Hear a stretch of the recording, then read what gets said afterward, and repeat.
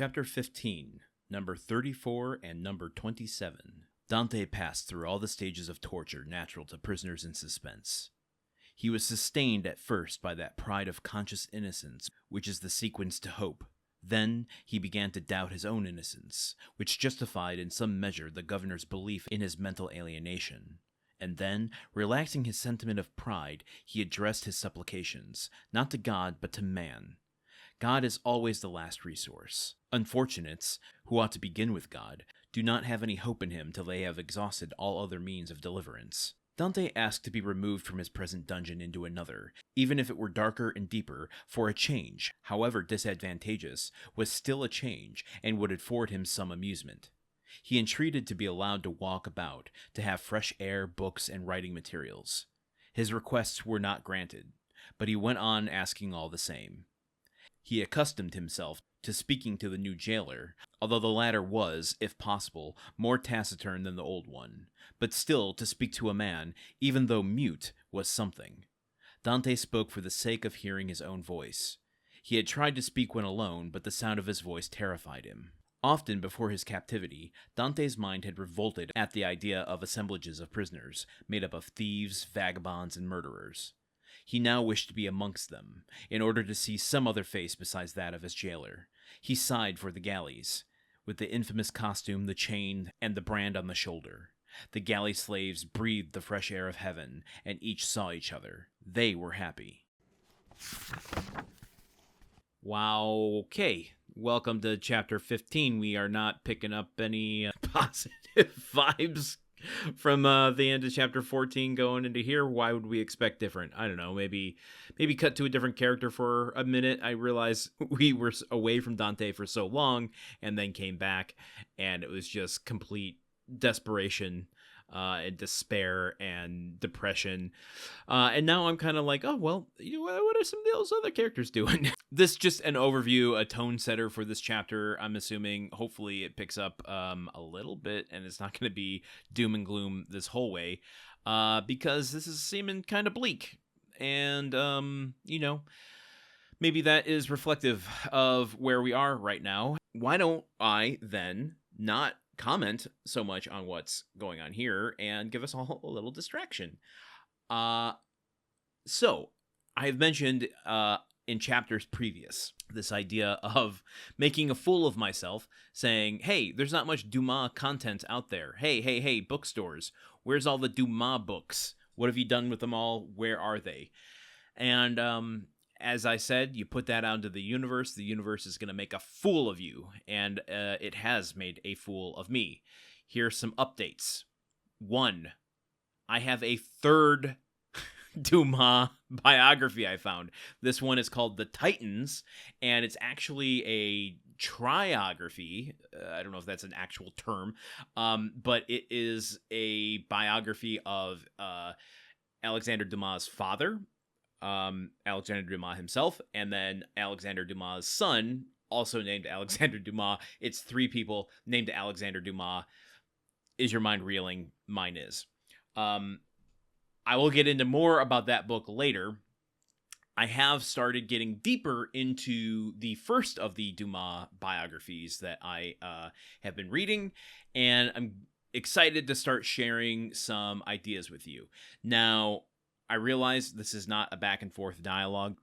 You can reach out and talk to me and tell me what you prefer, but I'm just going to tell you my brain vomit right now, which is I have been struggling, trying to decide, do I read all of the biographies simultaneously or one after the other, but then present them to you all chronologically with comparisons? So, for instance, do I look at the sections about Dumas' early childhood in all 3 of the books and then present to you how each one is depicting that?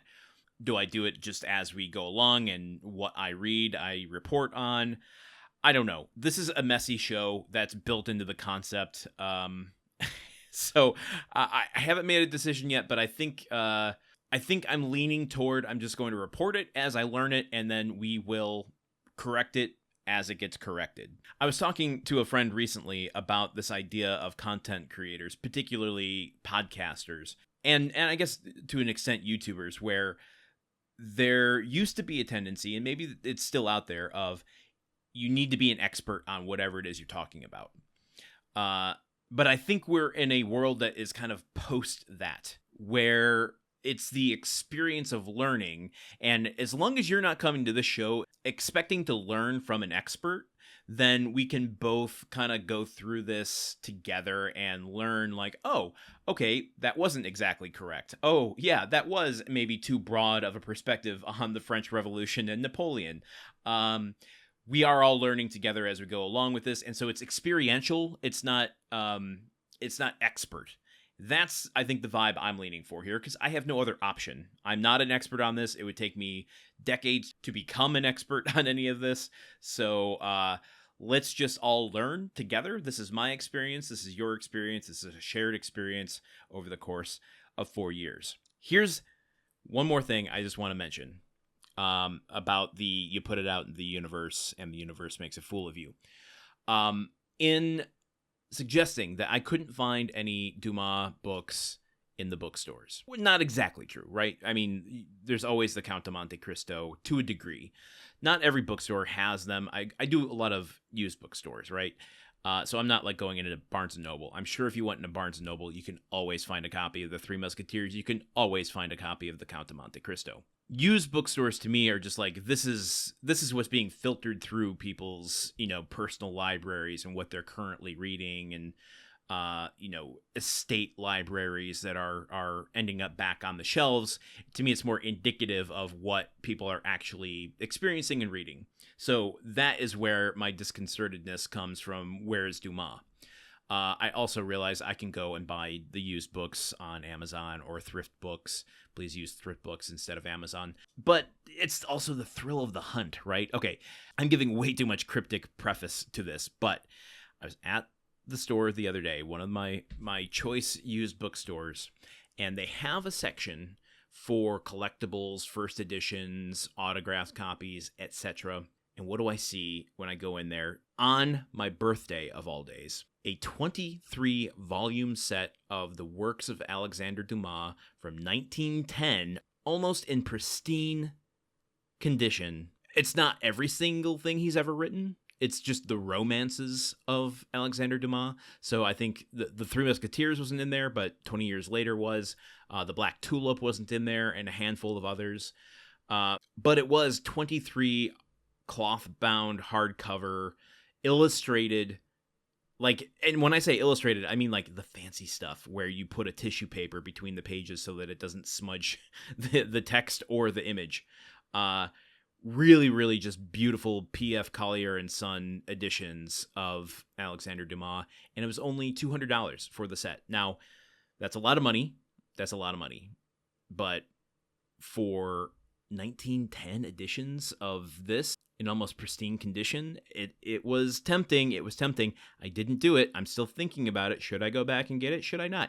I don't know. This is where I struggle as someone who used to be a compulsive collector and still has certain compulsions for things. Do I need all of that? I mean, is this project that we're doing here, I'm letting you into my psychology. You didn't ask for this. I'm sorry. You can skip ahead to the end if you want. But is this project we're doing going to be a significant enough thing in my lifetime that I'm going to wish I had those 23, that full complete set of the Alexander Dumas books as a not even a keepsake, but just like, oh, Dumas is so important to my life now, and I had that opportunity and I didn't take it.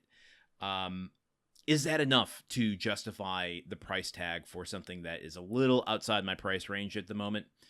Or is it going to be, this is an opportunity that is not going to come up again, and you need to jump on it because you're going to regret later if you hadn't done it?